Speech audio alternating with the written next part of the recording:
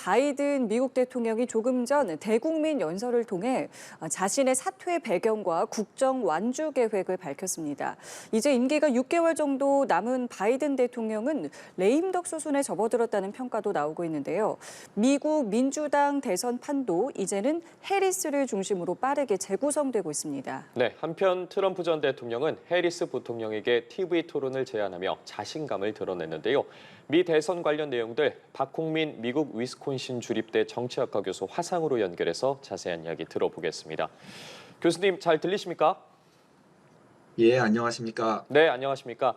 자, 전해드린 것처럼 바이든 대통령 현지 시간으로 저녁 8시, 그러니까 우리 시간으로 약 1시간 전쯤이었죠. 이 자신의 집무실에서 대국민 연설을 발표했습니다. SNS로 민주당 대선 후보 사퇴를 발표한 이후에 갖는 첫 연설이었는데 먼저 발표 내용 어떻게 들으셨는지 여쭙겠습니다. 예, 크게 세 가지 목적이 있었던 걸로 보입니다. 지금까지 자신의 업적을 강조했고요. 또 남은 임기까지 대통령직을 충실히 다하겠다고 강조했고요. 또 마지막으로 이제 해리스라면은 트럼프를 상대로 이길 수 있다고 주장을 했죠. 전반적으로 평이한 내용이라고 볼 수 있겠지만 그럼에도 불구하고 바이든 대통령의 그런 슬픈 감정이 잘 드러난 그런 연설이었다고 생각합니다. 예. 말하자면 과거와 현재와 미래를 이제 하나씩 살폈다는 말씀이신데 이 코로나19 때문에 지금까지는 이제 자택에서 격리를 하다가 백악관으로 복귀하자마자 이 연설 일정을 잡은 거지 않겠습니까? 건강 상태에 대해서는 현재 어떻게 보도되고 있습니까? 공식적인 입장 문제가 없다는 입장이죠. 최근 이제 코로나19 회복 이후에 주치의가 발표한 내용에 따르면 문제가 없다고 했고요. 또 지난번부터 계속 그런 건강에 대한 문제가 있다는 얘기가 있었지 않습니까? 예. 그래서 올 초에는 건강검진 기록도 공개하고 이런 일도 있었죠. 하지만 지난달에 이제 뉴욕타임즈에서 지인들과 인터뷰를 했던 그런 기사가 있었는데요. 바이든의 인지력이 급격하게 안 좋아졌다는 의견이 다수여서 선거 캠페인을 열정적으로 이끌 수 있을 정도의 체력은 아닌 것으로 그렇게 보여서 사퇴하는 것이 건강 이유인 것으로 그렇게 보입니다. 예. 지금 이제 바이든 대통령의 임기가 6개월 정도 남았습니다. 이 대통령 전체 임기로 따지면 한 8분의 1 정도 남은 건데 사실 적지 않은 시간이긴 한데 남은 임기 동안 외교 정책과 이 국내 정책 모두에서 할 수 있는 많은 일을 해내겠다고 했는데 현실적으로 어느 정도나 가능할지 궁금하거든요. 어떻습니까? 예, 우선 국내 정책은 할 수 있는 일이 매우 제한될 것으로 보입니다. 지금 의회가 하원 공화당이 다수당인데 자신들의 선거도 있고 해서 지금 물스톱 상태죠. 그래서 입법 관련된 문제는 정책은 거의 할 수 있는 것이 없을 가능성이 높고요. 외교 정책은 가능성이 없지는 않은 편입니다. 하지만 이것은 사실 바이든이 노력한다고 해서 되는 것이 아니라 다른 나라들이라든지 국제 정세가 받쳐줘야지 할 수 있는 일이라서 바이든 입장에서는 할 수 있는 일이 매우 제한적이지 않을까 이렇게 보고 있습니다. 예, 제한적일 거다라고 말씀을 해주셨는데 실제로 이 네타냐후 이스라엘 총리를 이제 바이든 대통령이 만나는 것과 관련해서 네타냐후 이스라엘 총리가 바이든 대통령뿐만 아니라 해리스 부통령 그리고 트럼프 대통령과의 어떤 회동도 요청했다라는 이 보도가 전해지면서 이미 레임덕이 시작된 거 아니냐는 이제 미국의 보도도 있는데요. 이 부분은 어떻게 좀 보십니까? 네타냐후 총리는 트럼프하고 좋은 관계를 가지고 있는 것으로 잘 알려져서 트럼프하고 만나고 트럼프와 만남을 요청했다는 것은 굉장히 자연스러운 뉴스라고 보는데 해리스 현재 부통령과 만나는 문제는 약간 좀 복잡한 것 같습니다. 왜냐하면 해리스 부통령은 현재 이스라엘과 또 네타냐후 총리에 대해서 비판적인 입장을 가지고 있어서 특히 오늘 네타냐후 연설에서는 불참을 했죠. 그렇지만 이제 이 트럼프하고 네타냐후가 만약에 만나게 된다면 예. 선거에 미칠 수 있는 영향이 있기 때문에 바이든 대통령이 해리스와의 만남도 주선한 것으로 보이죠. 그렇지만 또 바이든이 해리스를 적극적으로 도와줄수록 어쩔 수 없이 또 바이든 입장에서는 레임덕을 느낄 수밖에 없는 그런 상황이라고 보겠습니다. 예, 바이든 대통령 관련해서 이 내용도 좀 여쭤보겠습니다. 후보직에서 물러난 이후에도 여러 이야기가 나오고 있는데 특히나 트럼프를 지지하는 억만장자들 사이에서 이 바이든이 자의가 아닌 강제로 사퇴한 것 아니냐 이런 이야기도 나오고 있더라고요. 이 미국의 일반 대중들은 바이든의 사퇴에 대해서 지금 어떤 생각을 갖고 있습니까? 예, 뭐 강제로 사퇴한 것이 아니냐라고 하는 이야기 또 뭐 다른 여러 가지 음모론들이 나오고 있는데요. 이것들은 뭐 호사가들이 하는 뒷얘기 정도로 뭐 그들이 뭐 말할 자유가 있다고 이렇게 보겠습니다. 뭐 하지만 일반 국민들은 이 바이든 사퇴에 대해서 주로 이제 당연한 일을 한 거다라고 평가를 하고 있는데 특히 민주당 지지자들의 평가가 매우 이제 후해졌죠. 예, 어쨌든 지금 분위기가 해리스 부통령이 후보로 나서게 되면은 더 상승세를 탈 것이다라는 이야기가 나오는 것이 가상 대결 조사 결과를 보면 이제 물론 어디서 하느냐에 따라서 조금씩 다르긴 합니다만은 로이터 조사를 보면은 해리스가 2% 우위 그리고 CNN 조사에서는 트럼프가 3% 높게 우위를 나타내고 있습니다. 다만 이게 바이든과의 양자 대결보다는 격차가 좀 경쟁력이 있다라는 이제 분석들이 나오고 있는데 개인적으로는 어떻게 보고 계십니까? 뭐 조사 기관에 따라서 결과가 다른 것은 자연스러운 거죠. 주목할 만한 거는 이 결과들이 대개 이제 2, 3% 포인트 차이 안에 있는 것이고 오차범위가 다수라는 거죠. 지난주 같은 경우는 트럼프 전 대통령에 대한 암살 시도도 있었고 공화당의 전당대회도 있어서 이런 것 때문에 트럼프 전 대통령의 지지도가 좀 올라간 측면이 있고요. 이번 주는 바이든 대통령이 후보 사퇴를 하고 해리스 지지 선언을 하면서 해리스의 지지율이 올라가는 그런 측면이 있었죠. 약간 업 앤 다운이 있는 건데요. 제가 보기에는 이번 주말부터는 선거일까지 쭉 박빙세가 계속 지속될 것으로 보입니다. 예. 지금 미국 내 흑인과 아시아계에서 해리스의 등판에 많은 기대감을 보이고 있다고 하는데 당장 해리스 부통령 같은 경우에도 트럼프가 이제 공화당 대선 후보로 공식 지명된 위스콘신주 밀워키에서 첫 유세를 가졌습니다.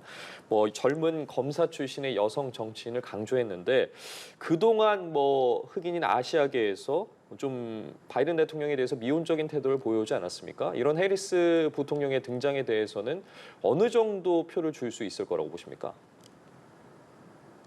예, 민주당 후보가 소수인종이기 때문에 지금 소수인종들이 가지는 기대감이 당연한 거죠. 또 말씀하셨다시피 바이든 대통령이 대통령 재임 시에 소수인종에게 유리한 정책을 그렇게 많이 추진하지 못했기 때문에 불만도 많은 상태입니다. 하지만 잘 관찰을 해봐야 될 거는 특히 이제 2022년에 중간 선거가 있었을 때의 우리 결과를 보면 흑인 히스패닉 아시아계가 민주당을 많이 지지했다가 과거에 공화당으로 조금 돌아서는 움직임들이 좀 관찰됐단 말이죠.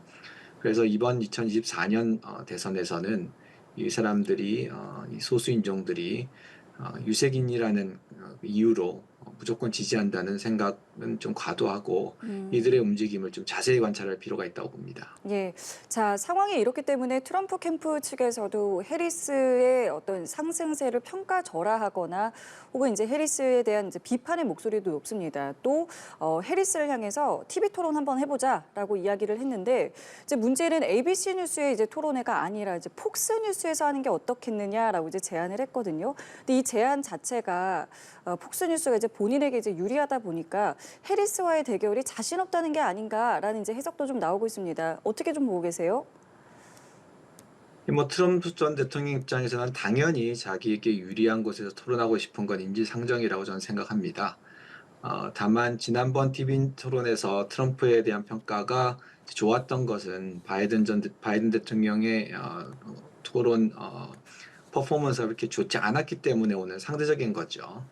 해리스 부통령 같은 경우는 이제 비교적 차분하고 논리적으로 토론한다고 알려져 있단 말이죠. 그래서 만약에 해리스와 트럼프가 이제 토론을 하게 되면 네. 트럼프 전 대통령이 2016년과 2020년에 저질렀던 실수 이런 것들이 좀 반복될 수 있지 않을까라고 하는 우려도 있습니다. 예, 앞서 바이든 대통령 대국민 연설과 관련해서도 트럼프 전 대통령 측에서는 방송사에 좀 동등한 시간을 보장해달라 이런 이야기를 했는데 지금 해리스 부통령과의 뭐 토론과 관련된 부분도 그렇고 좀 언론에 대해서 상당히 많이 신경을 쓰고 있는 것 같습니다. 어떻습니까?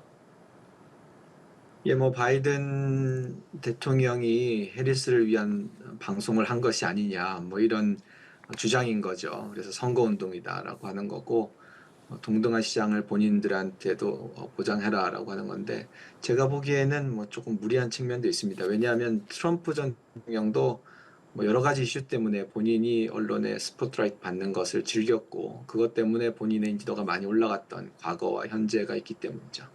예. 자, 그렇다면은 이제 앞으로 트럼프 전 대통령 캠프에서는 전략 수정을 어떤 식으로 할지도 상당히 좀 궁금한데 교수님 보시기에는 어떤 전략 갖고 나올 것 같으십니까?